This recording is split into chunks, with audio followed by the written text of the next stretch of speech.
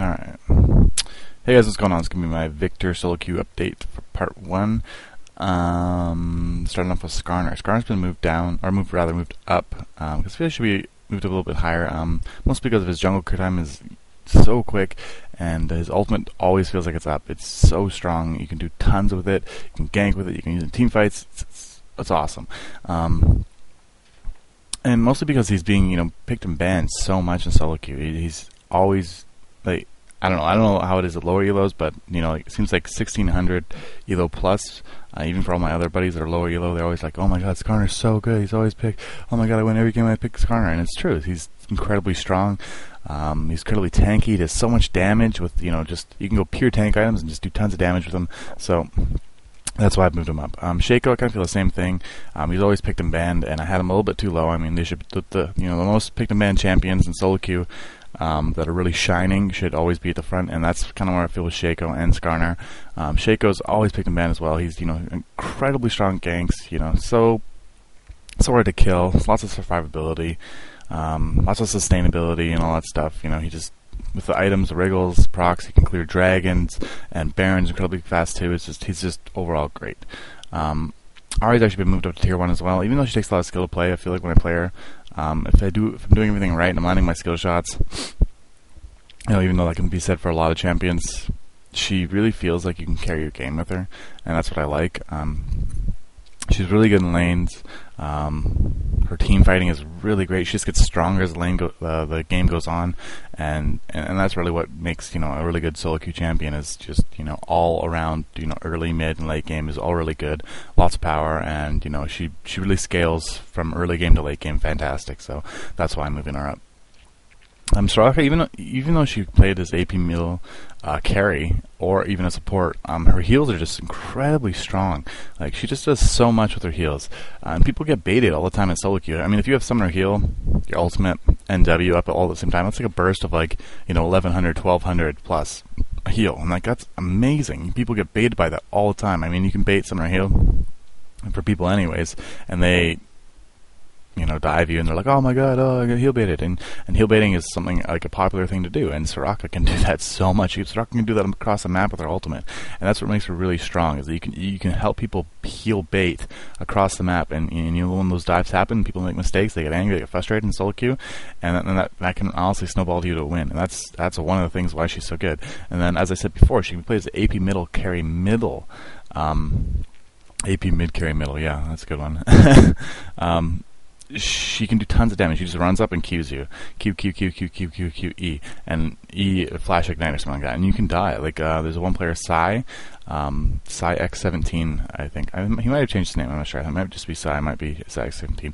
Anyways, this guy has, I think he's 2200 EO player. He just plays solo mid Soraka, and he just crushes people because Soraka's that good in solo queue.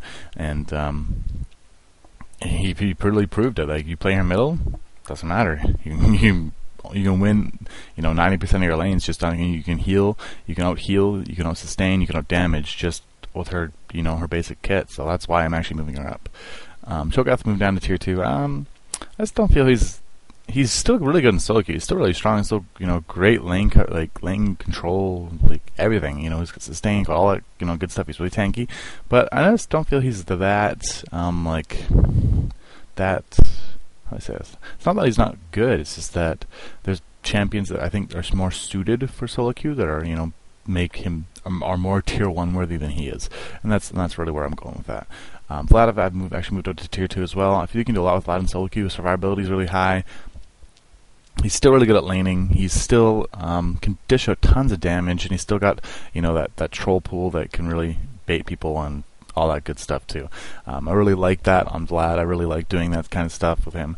And even though I lose a lot, I think I said in my last tier list update too, even though I lose a lot with him, I still feel he's very powerful, and you can do, you can really do a lot with Vladimir, and that's what I like with him. Mayokai moved to tier 2. Jungle ganks are great. His ability to clear jungle is also very quick, and he provides great utility to his team. And I know, granted, I'm just reading exactly what I said right here, but it's true. I mean, all those things are true about Mayokai, and he's a tank with tons of CC. He's a tank that can do tons of damage as well, and his early game ganks are very strong, and those are all great contributing factors to making it a nice viable champion for solo queue. And as a jungler, I think he's really strong, and I don't think he's as appreciated by the community as he should be. Fiddlesticks moved down to tier 3. I feel it's too high due to the current changes with his jungle. I still have to play him more. I'm actually going to start playing Fiddlesticks again because I really need to get a better feel from him. I've kind of been getting, outsider's view from like Stonewall and stuff like that, and they're like, oh, he's trash now and stuff like that. But his kit is still really great for team fighting, and I'm going to have to check him out again. But currently, I do kind of feel he's a little bit weaker than other champs, so I have moved him down to tier 3. Mordekaiser has actually been moved up. Oh my god, Mordekaiser! Those little changes he got, a couple patches ago have actually helped him out. His laning got a little bit better and all that kind of stuff, and he can really farm like incredibly well.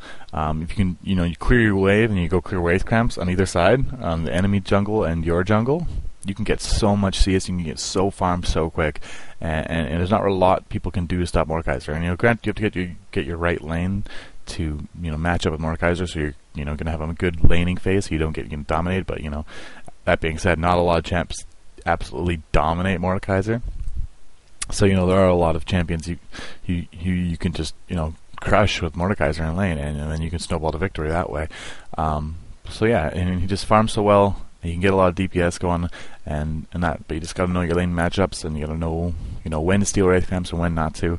But when Mordekaiser can be played well by a person and by a Mordekaiser player, he's definitely viable in solo queue, I'd say. Leona, I moved up into tier 4. I just felt tier 5 was a little too low for her. I still gotta keep looking at her and see how well she does as a support and stuff like that.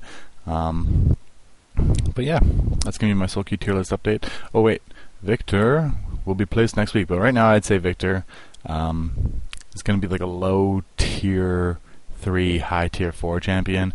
I don't know, he's really hard to use. He's got a big learning curve, and I think people are still feeling him out. I'm still feeling him out, but that's where I'd say that he'd be right now, like low tier 3, high tier 4. And yeah, so that is actually going to be my solo queue tier list update. Hope you guys enjoyed it. Remember to check out rog.steelgaming.net for all your great blogging League of Legends news and some other games too. And I'll see you guys later.